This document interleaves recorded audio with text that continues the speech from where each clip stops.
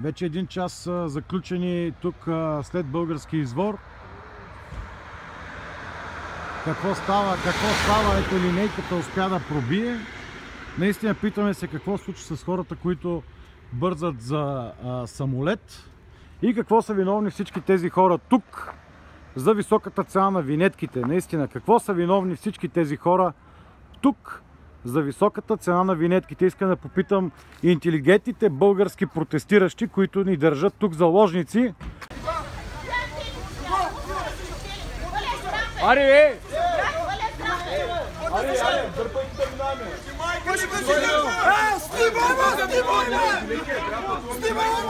Добре, бе, ние бързаме за работа, бе, човек.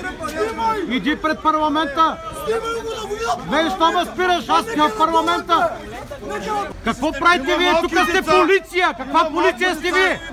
Каква е тая полиция? Едната посока върви, другата посока не върви. Извинете, тази колона стои тук като мъртва.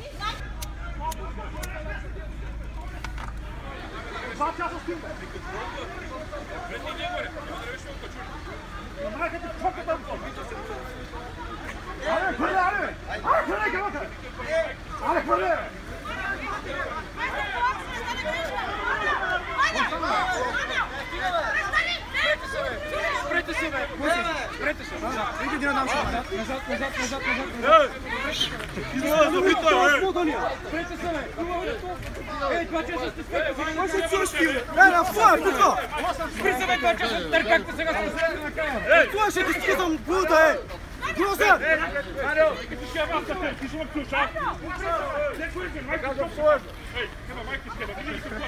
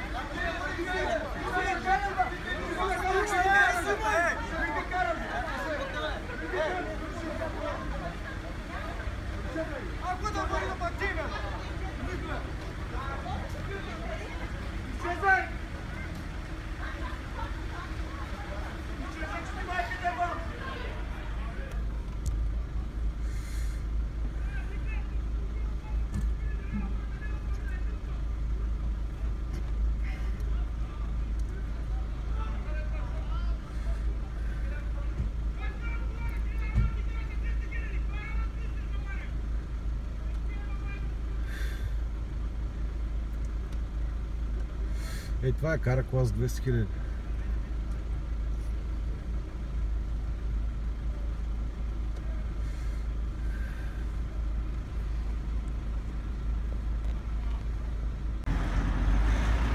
В 14 часа подивялата тълпа българи все пак дръзна да освободи пътя и да ни пропусне да минем.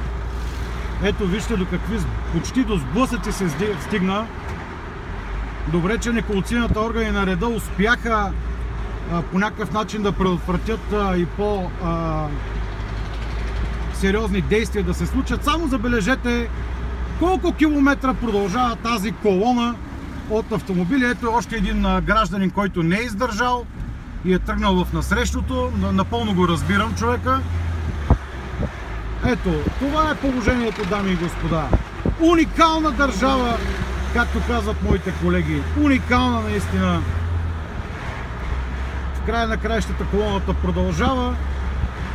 Просто забележете какво нещо се случи благодарение на това, че гражданите в Тетевенски окръг решиха да протестират точно по този начин. Сякаш по този начин те накривиха на правителството, което взе решението да увеличи цената на винетката. Наистина не разбираме какво са виновни всички тези хора, които също като протестиращите ще бъдат принудени да си купят нов винетен стикер. Ето виждате опашката колко продължава наистина. Обърнете внимание, дами и господа. Уникална държава. Нямам думи наистина. Уникално, уникално.